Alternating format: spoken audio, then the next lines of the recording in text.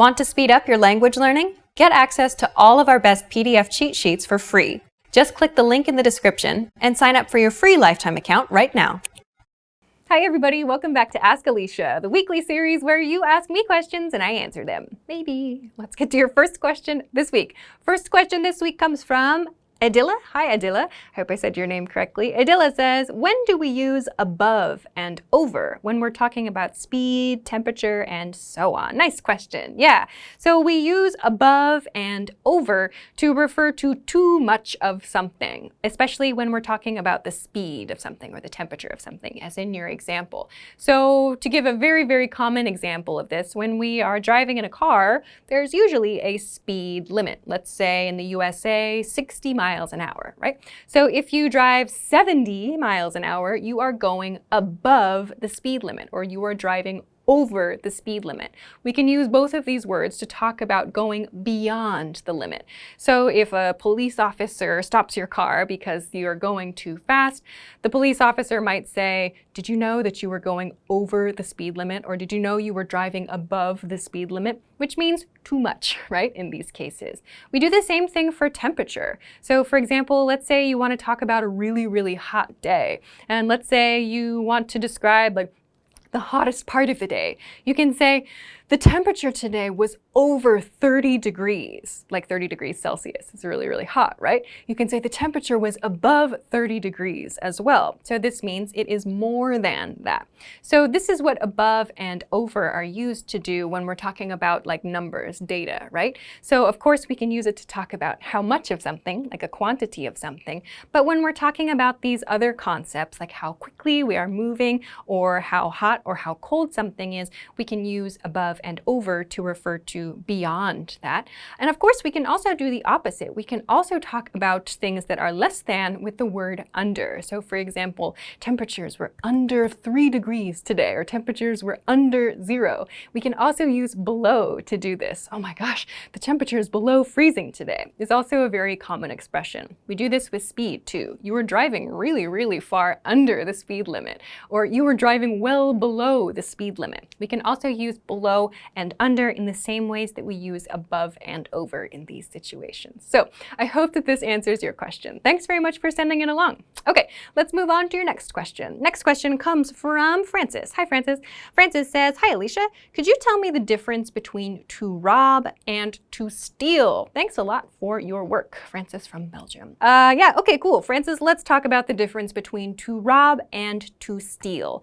So one of the key differences here is in the grammatical structure that we use to use these words, to use these verbs when we talk about taking something from someone else. So both to rob and to steal mean to take something that does not belong to you, right? You take something and you don't pay for it, and that's bad generally. So when we use these words, we have to think about the different grammatical structures that we have. So let's imagine a situation where a thief takes something from a jewelry store. We can use both steal and rob to talk about this situation, but we use different grammatical structures when we do this. When we use the verb steal, we typically have an object, which means the thing that was taken in the situation. When we use the verb rob, however, we're just talking about the two people or the two organizations that are involved in the situation. So here are a couple example sentences to show you what I mean. Let's focus on steal first. We could say, for example, the thief stole a necklace from the jewelry store. So here we have three pieces of information. Who stole it? The thief. We have the necklace, the thing that was taken, and we have the jewelry store. Where did it come from? We could also make a passive sentence here, for example. A necklace was stolen from the jewelry store by a thief. We could use this kind of sentence structure as well. However, when we use the verb rob, we don't talk about the specific thing that was taken. So let's take a look at some example sentences with rob that talk about the same situation. So we could say, for example, the thief robbed the jewelry store. This sentence tells us that a thief took something, or took many things, from a jewelry store, but we don't know exactly what. We could also make a passive sentence structure too. The jewelry store was robbed by a thief. This also tells us someone came to the jewelry store and took a lot of things. But in this sentence that uses rob, we don't see specifically what was taken. So if you don't know what was taken, if you don't know exactly what items disappeared, and so on, if you don't know the details of that, you might use the word rob, and the noun form is robbery. If, however, you do know the object that was taken or more details like that, you can say this thing was stolen, or a thief stole this thing from the store. So the grammatical structures that we use with these two words are different. Also, more generally, we kind of tend to use the word rob when we're talking about someone maybe doing something personally to us. Like if someone comes to you on the street and says, "Give me your bag," or something like that. I hope it doesn't happen. You might describe that as saying, "I was robbed," right? You kind of want to have that feeling of, oh my gosh, someone did this terrible thing to me, and rob tends to have a little bit more of that like personal feeling. If someone comes up to you and says, "Oh, someone stole my bag," it doesn't sound exactly the same. In that situation, it could be like maybe you forgot your bag at a cafe for a minute or so and someone took it in that case.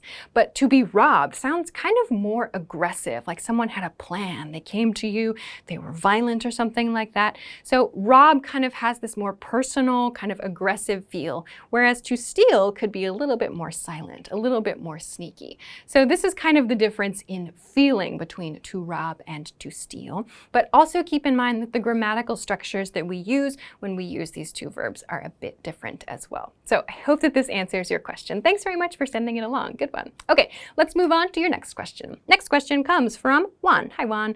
Juan says, "Hello, teacher. I hope everything is fine." Everything is fine. Thank you. I have always been interested in knowing the degree of extremity of the word appalling. Could you explain, please? Okay, sure. So how extreme is the word appalling? So let's talk about this word. The word appalling, this is an adjective. We use this word when we feel extreme shock and surprise and usually like disgust. So we use this word, as you can probably guess, in very